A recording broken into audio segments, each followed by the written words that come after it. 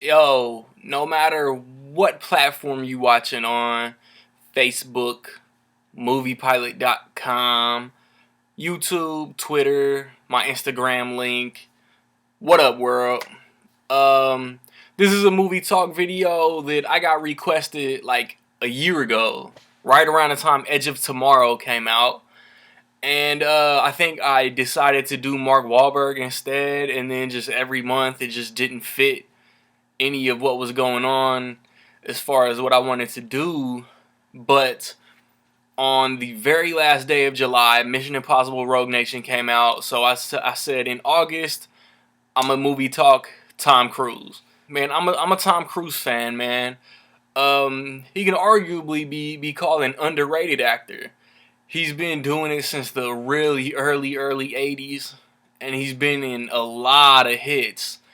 There were some movies that I wanted to rewatch and get re-familiar with that I just didn't get a chance to watch, like Vanilla Sky, like A Few Good Men, like War of Worlds. So those didn't make my list, but let's just jump right into what did. At number 10, I got Jack Reacher. I think Jack Reacher is underrated. I think it's a solid action movie, good story, good chases, good drama. The only thing that brings this movie down is Jai Courtney, but I'm not counting him as a Tom Cruise movie. I thought it was really good, and now rumors are starting to circulate that they're gonna start shooting the sequel at the end of this year, and Robin from How I Met Your Mother, Kobe Smulders might be in it, so I'm looking forward to that. At number 9, I got Jerry Maguire. Yo, this is one that I did get to rewatch. I had seen it a long time ago. It came out in '96. Tom Cruise is a sports agent. He types up this mission statement.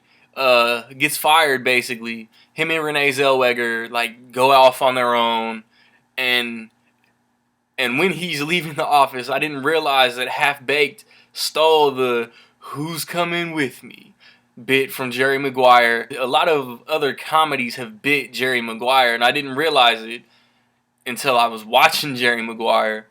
And I don't appreciate how they had a clip of Rod Tillman, Cuba Gooding Jr. burning the Colts on a receiving catch. Um, but yeah, like all the performances in this movie is good.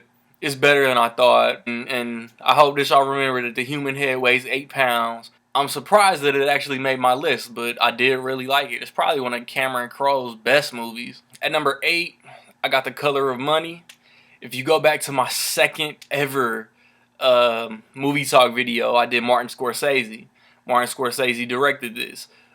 My format was different for the movie talk. I would rank every movie that I had seen from that person, but I realized that some actors that could be a long video. So I broke it down to 10.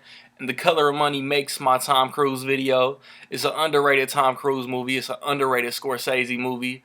Paul Newman won the Oscar for this movie. But it's like Tom Cruise. Tom Cruise could have been what DiCaprio became for Scorsese. But I wonder why they only did one movie together. Tom Cruise just played like an up-and-coming hotshot pool shark with an attitude. And him and the way that he worked with Paul Newman was real dope.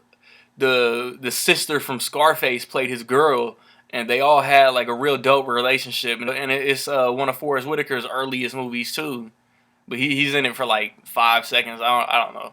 At number 7, I got Minority Report, and this is another one, just like Jerry Maguire. This is another one that I got to watch.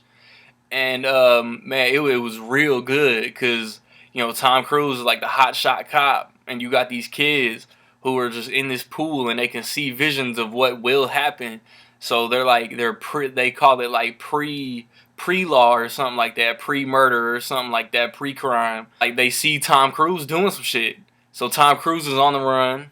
I mean, the movie came out in 2001, 2002. If you haven't seen it by now, tough rocks. And then you never know what side Colin Farrell is on. I didn't see the twist or the reveal coming until like 2 minutes before it happened. Steven Spielberg, dopely directed, man, dope pacing. It's intense the whole way through. You feel for Tom Cruise because of his backstory, and then I hope that the TV show doesn't fuck up anything that happened in the movie. I hope the TV show that's about to come on Fox is completely separate. I don't even know if I'm gonna watch it, but yeah, I really like this movie. At number 6, I got Rain Man. I think Barry Levinson directed this, and it's with Tom Cruise. He's like trying to like sell cars or something. He finds out his dad dies. He finds out that his dad really didn't leave him nothing. But that's what he expected. But then he find out he got an older brother, and Dustin Hoffman plays his brother, and he's autistic. So you gotta pay real careful attention to him. And there were times like Tom Cruise like loses his patience and he loses track of him. And over the course of the movie, they end up bonding. And like while Tom Cruise killed it. Like Dustin Hoffman gave one of the best performances I had ever seen, man. I was shocked. Like you wasn't even seeing Dustin Hoffman, man. You were seeing the character, and then the reveal, like what Rain Man means, like it was the way it all worked was so good. At number 5, I got The Outsiders. The Outsiders is directed by Francis Ford Coppola. Came out in 1983. Like 7th grade, man. I read this book in school. I think we even watched the movie, and I've loved it ever since. And I was in 7th grade in like 1998 or 1997 or some shit. Everybody's in this movie, man. Emilio Estevez, Tom Cruise, Rob Lowe, Patrick Swayze, Ralph Macchio. Like Tom Cruise got a smaller role, but I mean it's still a Tom Cruise movie, and it's still a Tom Cruise movie that I really like. At number 4, I got Tropic Thunder. Yeah, we all know Ben Stiller, Jack Black, Robert Downey Jr. own this movie, are this movie, lead this movie, but Tom Cruise steals every scene he's in. Matthew McConaughey was like, "You are asking me to leave my best client and my best friend for, what do you say, $5 million and a G5 airplane." Tom Cruise was just like, yes. And then fucking Bill Hader, welcome to the goodie room. Like, yo, this movie is funny as fuck. If you haven't seen Tropic Thunder, go watch this shit. Go watch this shit for the very end alone. Just Tom Cruise dancing through the credits. He was supposed to get his own spin-off movie, which I hope still happens, but it probably won't. And then Tom Cruise just got so many quotables. He said, "Where's the key grip?" He said, "You punch that director right in the fucking face." Man, I could quote, like, I can't exact quote off the top of my head right now, man, but Tom Cruise got mad quotables in Tropic Thunder. At number 3, I got the Mission Impossible series. I love all 5 of these movies. Yes, 2 is the weakest, but 1, 3, 4, and 5 are all great. They're all great. I mean, you could rank 1 toward the bottom of your list if you want. That's your preference. But I think it's a straight, intense, suspenseful spy movie. And this series is up there with James Bond as far as good ass espionage spy movies, if you ask me. And then 3, man, like 3 has the best villain. Philip Seymour Hoffman is by far the best villain. 4 might have the best stunts. But 5 is a combination of all of them, man. 5 has the intensity and suspense of 1, has a decent enough bad guy to compare him to 3, has the airplane thing. The airplane stunt is dope enough to rival the Dubai stunt. And then I loved 5 start to finish, man. So like I said, I love this entire series. And then, man, for my last 2 Tom Cruise movies on this list, I know I've flown through them, but I'm trying to condense these movie talk videos to where they're shorter. And I feel like I'm still getting my point across with all of them. But these last 2 Tom Cruise movies, they're both roles that he doesn't usually take. And they're both roles that he crushed the shit out of. At number 2 is Edge of Tomorrow. Came out last year. Should have made way more at the theater. but Warner Brothers just completely mishandled the marketing of this movie. And then they tried to change the title or whatever when it came on Blu-ray. Like, this movie is called Edge of Tomorrow. On my cable guide, DirecTV has it on HBO listed as Edge of Tomorrow, not no damn Live, Die, Repeat, man. That's a tagline. That is not the title. And then they should have still kept it All You Need Is Kill or whatever the graphic novel is called. But like, Tom Cruise plays a military officer who basically is like a news correspondent. He's not bred for battle. He's not bred for war. So he's trying to get out of it. He's being cowardly until he realizes that he keeps coming back to life, respawning as far if you're a video gamer. And he just keeps picking up different clues, links up with Emily Blunt, who crushes it until the movie's over. And it was on my top 10 favorite movies of 2014. If you haven't seen it, definitely check that shit out. My favorite Tom Cruise movie of all time is a movie that is just over 10 years old. It's directed by Michael Mann. It was number one in my Jamie Foxx video that I did last May. Collateral. If you've seen Collateral, how can you not love it?